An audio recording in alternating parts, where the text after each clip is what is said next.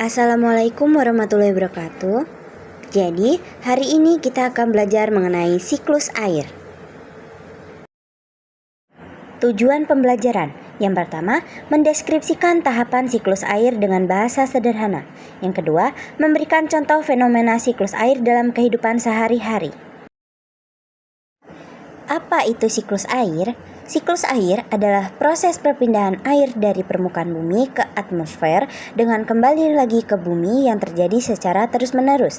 Siklus ini melibatkan beberapa tahapan seperti koleksi, pengumpulan air, evaporasi, penguapan air, kondensasi, pembentukan awan, dan presipitasi, turunnya hujan. Seperti di gambar ini, siklus air terjadi secara berulang-ulang.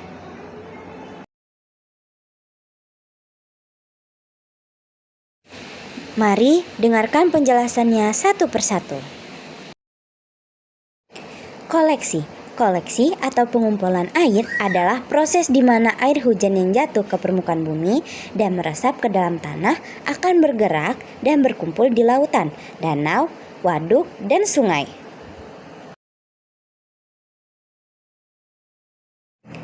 Evaporasi atau penguapan air adalah proses di mana air yang berada di permukaan bumi menguap menjadi uap air akibat dari panasnya sinar matahari. Uap air ini kemudian bergerak ke atas menuju atmosfer.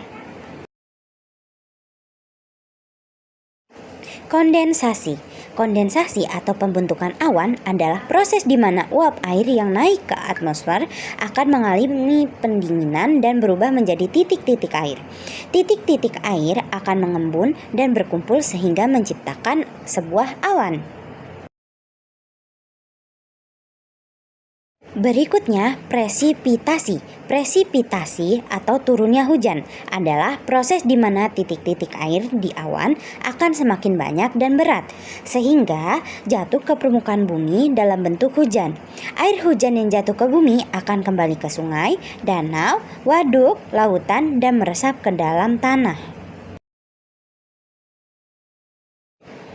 Berikutnya, manfaat siklus air. Siklus air memiliki banyak manfaat yang sangat penting bagi kehidupan di bumi.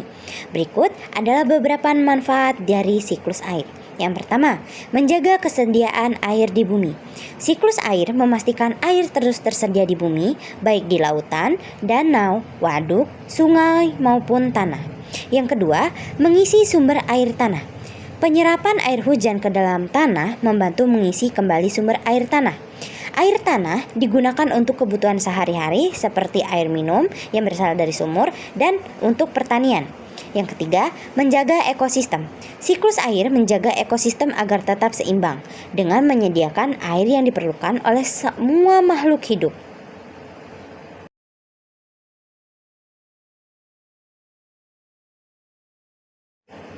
Adapun contoh fenomena siklus air dalam kehidupan sehari-hari. Yang pertama, hujan turun. Setelah cuaca panas menghasilkan kondensasi dan presipitasi.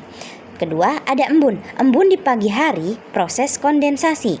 Uap dari air mendidih itu sebuah evaporasi. Awan terbentuk itu sebuah kondensasi uap air. Air sungai mengalir ke laut yaitu aliran permukaan.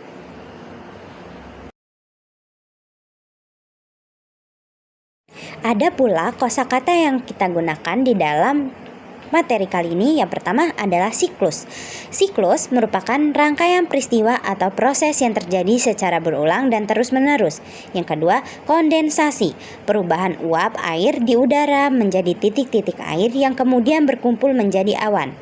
Awan, kumpulan titik-titik air yang melayang di lapisan atmosfer. Terakhir ada hujan, titik-titik air yang berjatuhan dari awan menuju ke bumi.